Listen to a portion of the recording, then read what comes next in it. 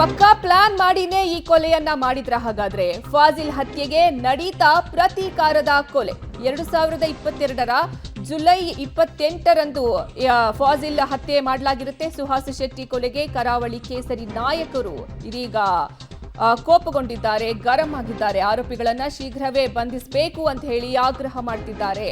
ಪಕ್ಕಾ ಪ್ಲಾನ್ ಮಾಡಿನೇ ಸುಹಾಸ್ ಶೆಟ್ಟಿ ಕೊಲೆಯನ್ನ ಮಾಡಲಾಯ್ತಾ, ಫಾಜಿಲ್ ಹತ್ಯೆಗೆ ಪ್ರತೀಕಾರದ ಕೊಲೆಯನ್ನ ನಡೆಸಲಾಯ್ತಾ ಅನ್ನುವಂತಹ ಪ್ರಶ್ನೆ ಮೂಡ್ತಾ ಇದೆ. ಇನ್ನ ನೀವು ನೋಡ್ತಿರಬಹುದು, ಅಂದ್ರೆ ಇವರನ್ನ ಬಹಳ ದಿನಗಳಿಂದ ಸುಹಾಸ್ ಶೆಟ್ಟಿ ಮತ್ತು ಅವರ ಗ್ಯಾಂಗ್ ಎಲ್ಲಿ ಹೋಗುತ್ತೆ, ಎಲ್ಲಿ ಬರ್ತಾರೆ, ಅವರು ಯಾವ ರೂಟ್ ನಲ್ಲಿ ಓಡಾಡ್ತಾರೆ, ಈ ರೀತಿ ಪ್ಲಾನ್ ಮಾಡಿ ಎಲ್ಲ ಒಂದು ಪ್ರೀ ಪ್ಲಾನ್ ಮಾಡಿಕೊಂಡೇ ಈ ಕೊಲೆನ ಮಾಡ್ಲಾಯ್ತಾ ಅನ್ನುವಂತಹ ಪ್ರಶ್ನೆ ಮೂಡ್ತಾ ಇರೋದು. ಫಾಜಿಲ್ ಹತ್ಯೆಗೆ ಇದು ಪ್ರತೀಕಾರದ ಕೊಲೆನಾ ಅನ್ನುವಂತಹ ಪ್ರಶ್ನೆ ಸಹ ಇದೀಗ ಮೂಡ್ತಾ ಇದೆ. ನಮ್ಮ ಪ್ರತಿನಿಧಿ ಹೇಳ್ತಾ ಇದ್ರು, ಇಬ್ಬರು ಆರೋಪಿಗಳು ಈಗಾಗಲೇ ಅವರನ್ನ ಸೆರೆ ಹಿಡಿದಿದ್ದಾರೆ. ಅವರ ತನಿಖೆ ವೇಳೆ ಗೊತ್ತಾಗಿದೆ ಇದು ಫಾಜಿಲ್ ಹತ್ಯೆಗೆ ಪ್ರತೀಕಾರದ ಹತ್ಯೆನೇ ಮಾಡಿರೋದು ಅನ್ನುವಂಥ ನಿಟ್ಟಿನಲ್ಲಿ ಪೊಲೀಸರು ಇದೀಗ ತನಿಖೆಯನ್ನ ಕೈಗೊಂಡಿದ್ದಾರೆ. ಸುಹಾಸ್ ಶೆಟ್ಟಿ ಕೊಲೆ ಹಾಗಾದ್ರೆ ಪ್ರತೀಕಾರದ ಕೊಲೆನಾ? ಕೃತ್ಯ ಇಡೀ ಹಿಂದೂ ಸಮಾಜವನ್ನು ಶೋಕದಲ್ಲಿರುವಂಥದ್ದಾಗಿದೆ. ಖಂಡಿತವಾಗಿಯೂ ಒಂದು ಪ್ರೀ ಪ್ಲ್ಯಾಂಡ್ ಆಗಿ ಈ ಒಂದು ಯೋಜನೆ ಆಗಿದೆ ಅಂತ ನಮಗೆಲ್ಲರಿಗೆ ತಿಳಿದು ಬಂದಿದೆ. ಕಾಂಗ್ರೆಸ್ ನೇತೃತ್ವದ ಸರ್ಕಾರ ಸಂಪೂರ್ಣವಾಗಿ ಹಿಂದೆ ಯಾವ ರೀತಿ SDP KFD ಅವರ ಕೇಸನ್ನು ಹಿಂಪಡೆಯುವ ಮೂಲಕ ಹಿಂದಿನ ಬಾಗಿಲಿನಿಂದ ಅವರಿಗೆ ಸಹಕಾರ ಕೊಡುವಂಥ ಕೆಲಸ ಕಾಂಗ್ರೆಸ್ ನೇತೃತ್ವದ ಸರ್ಕಾರ ಆಗ್ತಿದೆ. ಕಾಂಗ್ರೆಸ್ ಸರ್ಕಾರ ಅದರ ಜೊತೆಗೆ ಇವತ್ತು ಕೈಗೆ ಬಲೆ ತೊಟ್ಟಿರುವ ನಮ್ಮ ಪೊಲೀಸ್ ಇಲಾಖೆಯನ್ನು ಪ್ರಥಮತವಾಗಿ ನಾವು ಅವರ ಬಗ್ಗೆ ವಿರೋಧವಾಗಿ ಪ್ರತಿಭಟಿಸಿ ಅವರಿಗೆ ತಕ್ಕ ಉತ್ತರ ಕೊಡದಿದ್ದರೆ ಖಂಡಿತವಾಗಿ ಮಂಗಳೂರಿನ ಜನ ನೆಮ್ಮದಿಯಿಂದ ಇನ್ನು ಮುಂದಿನ ದಿನಗಳಲ್ಲಿ ತಮ್ಮ ಜೀವನವನ್ನು ನಡೆಸಲಿಕ್ಕೆ ಭಾಳ ಕಷ್ಟ ಸಾಧ್ಯ. ಏಕೆಂದರೆ ಇವತ್ತು 6 ಜನ ಇರುವಂಥ ಒಂದು ವೆಹಿಕಲಲ್ಲಿ ಇವತ್ತು ಬೆನ್ನಿಟ್ಟು ಬಂದು ಈ ರೀತಿ ಕೃತ್ಯ ಮಾಡಬೇಕಾದ್ರೆ ಇದು ಪೂರ್ವಯೋಜಿತ ಒಂದು ಕೃತ್ಯ ಅಂತ ನಾನು ಎನಿಸ್ತೇನೆ. ಖಂಡಿತವಾಗಿಯೂ ಇದೇ ರೀತಿ ಮುಂದುವರೆದ್ರೆ ಹಿಂದೂ ಸಮಾಜ ಖಂಡಿತವಾಗಿಯೂ ಅದನ್ನು ಸಹಿಸಲಿಕ್ಕೆ ಸಾಧ್ಯ ಇಲ್ಲ.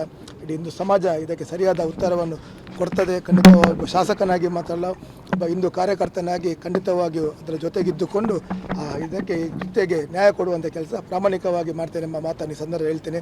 ಅದೇ ಹಿಂದೂ ಕಾರ್ಯಕರ್ತರು, ಹಿಂದೂ ಮುಖಂಡರು ಇವತ್ತು ಹತ್ಯೆ ಆಗಿರ್ತಕ್ಕಂಥದ್ದು ಇದನ್ನು ನಾನು ಖಂಡಿಸ್ತೇನೆ. ಇದಕ್ಕೆ ನೇರ ಪೊಲೀಸ್ ಇಲಾಖೆ ಕಾರಣ ಮತ್ತು ಕಾಂಗ್ರೆಸ್ ಸರ್ಕಾರ ಕಾರಣ. ಸುಹಾಸ್ ಮತ್ತು ಅವರ ಸಂಗಡಿಗರು ಪ್ರತಿನಿತ್ಯ ಅವರ ವಾಹನ ತಪಾಸಣೆಯನ್ನು ಮಾಡಿ ಅವರ ಹತ್ರ ಯಾವುದೇ ರೀತಿಯಾಗಿರ್ತಕ್ಕಂಥ ಆತ್ಮರಕ್ಷಣೆಗೋಸ್ಕರ ಬೇಕಾಗಿರ್ತಕ್ಕಂಥ ಯಾವುದೇ ಒಂದು ಆಯುಧವನ್ನು ಅಥವಾ ಯಾವುದೇ ಒಂದು ವಸ್ತುವನ್ನು ಇಡದ ರೀತಿಯಲ್ಲಿ ಕಳೆದ 1 ತಿಂಗಳಿನಿಂದ ಬೆನ್ನು ಬಿದ್ದಿರ್ತಕ್ಕಂಥ ಪೊಲೀಸ್ ಇಲಾಖೆ. ಪ್ರಾಯಶಃ ಇದರ ಹಿಂದೆ ಯಾವ ಯೋಚನೆ ಪೊಲೀಸ್ ಇಲಾಖೆದಿದೆ ಅಂತ ನಾನು ಈ ಸಂದರ್ಭದಲ್ಲಿ ಪ್ರಶ್ನೆ ಮಾಡ್ತೇನೆ. ಇವತ್ತು 6 ಜನ ಇದ್ದಂಥ ಸಂದರ್ಭದಲ್ಲೂ ಏಕಾಏಕಿ ಒಂದು ಸಿನಿಮಾ ಮಾದರಿಯ ರೀತಿಯಲ್ಲಿ ಒಂದು ಅಟ್ಟಹಾಸವನ್ನು ಮೆರೆದಿರ್ತಕ್ಕಂಥ ಘಟನೆಯನ್ನು ಇವತ್ತು ನಾವು ಕಂಡಿದ್ದೇವೆ. ಇದನ್ನು ಖಂಡಿತವಾಗಿ ನಾವು ಖಂಡಿಸ್ತೇವೆ. ಏನು ಒಬ್ಬ ಕಾರ್ಯಕರ್ತನನ್ನು ಇವತ್ತು ವಿನಾಕಾರಣ ಹತ್ಯೆ ಮಾಡಿರ್ತಕ್ಕಂಥದ್ದನ್ನು ಖಂಡಿತ ಹಿಂದೂ ಸಮಾಜ ಇದನ್ನು ಸಹಿಸಿಕೊಂಡು ಕೂತ್ಕೊಳ್ಳೋದಿಲ್ಲ. ಹಿಂದೂ ಕಾರ್ಯಕರ್ತ ಸುಹಾಸ್ ಶೆಟ್ಟಿ ಅವರ ಬರ್ಬರ ಹತ್ಯೆ ಆಗಿದೆ. ಈ ಸಂದರ್ಭದಲ್ಲಿ ಆಸ್ಪತ್ರೆಗೆ ಸಾಕಷ್ಟು BJP ನಾಯಕರು, ಹಿಂದೂ ಮುಖಂಡರು ಆಗಮಿಸಿದ್ದಾರೆ. BJPಯ ಮಾಜಿ ರಾಜ್ಯಾಧ್ಯಕ್ಷ, ಮಾಜಿ ಸಂಸದರಾಗಿರುವಂಥ ನಳಿನ್ ಕುಮಾರ್ ಕಟೀಲ್ರವರು ಭೇಟಿ ನೀಡಿದ್ದಾರೆ, ನಮ್ಮ ಜೊತೆ ಇದ್ದಾರೆ. ಈ ಒಂದು ಹತ್ಯೆ ಹಿಂದೂಗಳನ್ನು ಟಾರ್ಗೆಟ್ ಮಾಡಿಕೊಂಡು ಹತ್ಯೆ ಆಗಿದೆ ಅನ್ನುವಂಥದ್ದು ಏನು ಅನಿಸುತ್ತೆ, ಏನು ಹೇಳಿ? ನೋಡಿ, ಇವತ್ತು ನೋಡಿದಾಗ ನಿರಂತರವಾಗಿ ಈ ಜಿಲ್ಲೆಯಲ್ಲಿ ಹಿಂದೂ ಕಾರ್ಯಕರ್ತರಿಗೆ ಹೊಡೆಯತಕ್ಕಂಥ ಪ್ರಯತ್ನಗಳು ನಡೀತಾ ಇದ್ದಾವೆ. ಇವತ್ತಿನ ಸುಹಾಸ್ ಹತ್ಯೆ ಏನಿದೆ ಇದು ಪೂರ್ಣವಾಗಿರ್ತಕ್ಕಂಥ ಯೋಜಿತವಾಗಿರ್ತಕ್ಕಂಥ ಕೃತ್ಯ, ಪೂರ್ವ ಯೋಜಿತವಾಗಿರ್ತಕ್ಕಂಥ ಕೃತ್ಯ. ಹಾಗಾಗಿ ಹಿಂದೂ ಕೆಲಸ ಕಾರ್ಯಗಳನ್ನು ಮಾಡ್ತಕ್ಕಂಥ, ಹಿಂದೂ ಹೋರಾಟಗಳನ್ನು ಮಾಡ್ತಕ್ಕಂಥ ಕಾರ್ಯಕರ್ತರನ್ನು ದಮನ ಮಾಡಬೇಕು, ಅವರ ಆತ್ಮವಿಶ್ವಾಸವನ್ನು ಕುಗ್ಗಿಸಬೇಕು ಅಂತ ಹೇಳೋ ಕಾರಣಕ್ಕೋಸ್ಕರ ಆಗಿದೆ.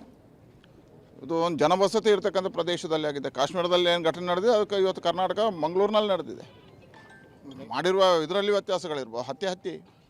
ಹಾಗಾಗಿ ಹೇಳ್ತೇನೆ, ಯಾಕಿದು ಆ ಹತ್ಯೆಗಳಾಗ್ತವೆ ಅಂತ ಕೇಳಿದರೆ, ಈ ರಾಜ್ಯದಲ್ಲಿ ಈ ಸರ್ಕಾರ ಬಂದ ಮೇಲೆ ಈ ರೀತಿಯ ಕೃತ್ಯ ಮಾಡ್ತಕ್ಕಂಥವ್ರಿಗೆ ವಿಶ್ವಾಸ ತುಂಬುವಂಥ ಕೆಲಸವನ್ನು ಮಾಡಿದೆ.